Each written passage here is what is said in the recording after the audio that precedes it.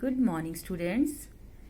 आज आपका हिंदी गुंजन का पीरियड है और हम हिंदी गुंजन में नया पाठ है हमारा पाठ 4, जो कि कविता है इब्न बतूता। इस कविता का नेम है। Okay, first of all date 29/6/21 यहाँ लिखेंगे और क्लास वक्त लिखेंगे। आगे देखिए, चर्चा करते हैं। जब तेज हवा के साथ बारिश भी आती है तो क्या होता है? तेज हवा के साथ बारिश आती है तो क्या हो सकता है? हमारे घर में, जो घर के बाहर छत पर या बालकनी में अगर कपड़े रखे हैं तो वो उड़ सकते हैं। ओके, और पेड़ पौधे भी तेज हवा और बारिश से क्या हो सकते हैं? टूट सकते हैं। आंधी में अगर बाहर जाएं तो क्या होगा? अगर हम ऐसे समय में, जब आंधी आ रही है तेज, तो उस समय बाहर निकलेंगे तो धूल मिट्टी हमारी आंखों में चली जाएगी और कोई भी सामान किसी की छत से नीचे गिर सकता है और हमें चोट लग सकती है। इसलिए ऐसे समय पे बाहर नहीं जाना चाहिए और अगर बहुत ज़रूरी है तो ही आपको बाहर जाना चाहिए और संभल कर जाना चाहिए। ठीक है। इब्न बतूता जी तेज तूफान में बाहर निकल गए तो क्या हुआ? यहाँ पे चित्र में आप देख रहे हैं, ये चित्र है इब्न बतूता का। वो तूफान के समय घर से बाहर निकले। उनके साथ देखिए क्या होता है। कविता पढ़ेंगे तभी समझ में आएगा। इब्न बतूता पहन के जूता निकल पड़े तूफान में। थोड़ी हवा नाक में घुस गई, थोड़ी घुस गई कान में। इब्न बतूता ने तैयार होके अच्छे से अपने पैरों में जूते पहने और तूफान के समय घर से बाहर निकले। अब उन्हें देखा कि भाई बहुत तेज तूफान हो रहा है, अब जाना भी जरूरी है। बट बाहर निकले तो उनके नाक में थोड़ी हवा घुस गई और थोड़ी उनके कान में हवा घुस गई। अब देखिए आगे। कभी नाक को कभी कान को मलते इब्न बतूता, इसी बीच में निकल पड़ा उनके पैरों का जूता। अब जब नाक में हवा घुस गई थोड़ी सी और थोड़ी कान में, तो उनके नाक में और कान में खुजली होने लगी। हवा जाने से खुजली होने लगती है ना, कोई भी चीज़।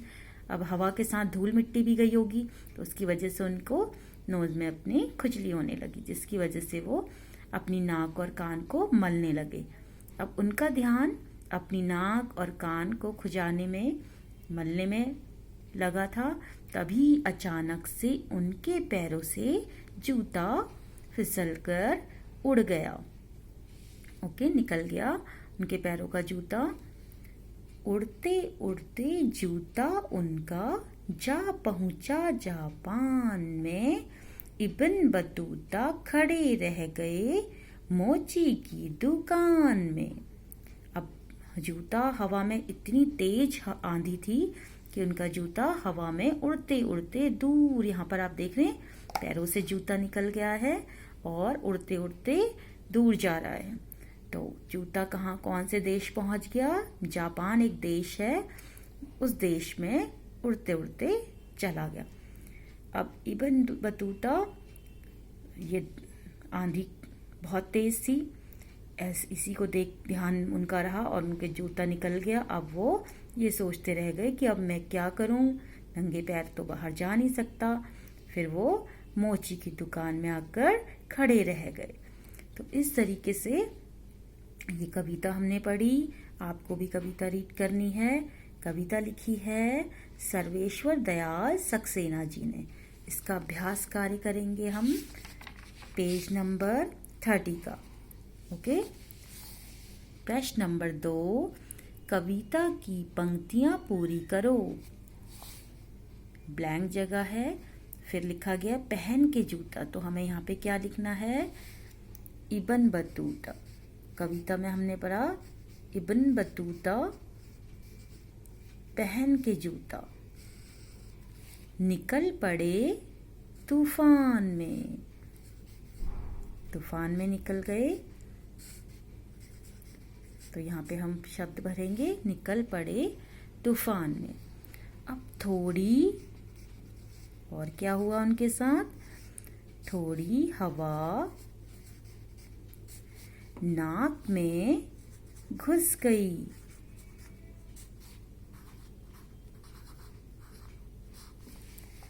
थोड़ी घुस गई कान में। अब थोड़ी हवा नाक में घुसी और थोड़ी कान में।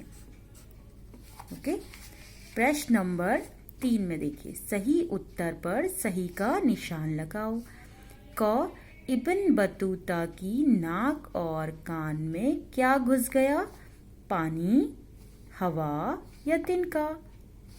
हमने पढ़ा था इब्न बतूता की नाक और कान में हवा घुस गई, तो टिक करेंगे हवा में। क, इब्न बतूता कहाँ खड़े रह गए, मोची के पास, जापान में और घर पर। घर से तो वो निकले थे और जूता उनका उड़ते उड़ते जापान में चला गया, तो फिर मोची के पास इब्न बतूता खड़े रह गए, तो टिक मार्क करेंगे मोची के पास। मूल्य परक प्रश्न में देखिए, तेज हवा में क्या क्या उड़ जाएगा, स्माइली बनाकर बताओ। पत्ते, यस, पत्ते हवा में हल्के होने की वजह से उड़ जाते हैं। नेक्स्ट, पेज, पेपर, हाँ ये भी हल्का होता है इसलिए तेज आंधी में उड़ सकता है। पत्थर, नो, क्योंकि पत्थर भारी होता है इसलिए ये नहीं उड़ सकता। यहाँ कपड़े, इस चित्र में हाँ कपड़े भी हल्के होते हैं इसलिए ये भी हवा में आसानी से उड़ सकते। ये है ट्रेन, ट्रेन भारी होती है इसलिए हवा में नहीं उड़ सकती।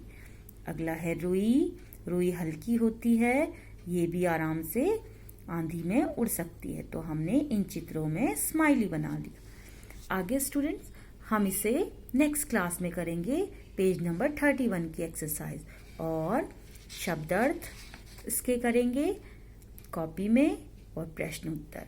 ठीक है, चलिए आज के लिए आपको कविता रीड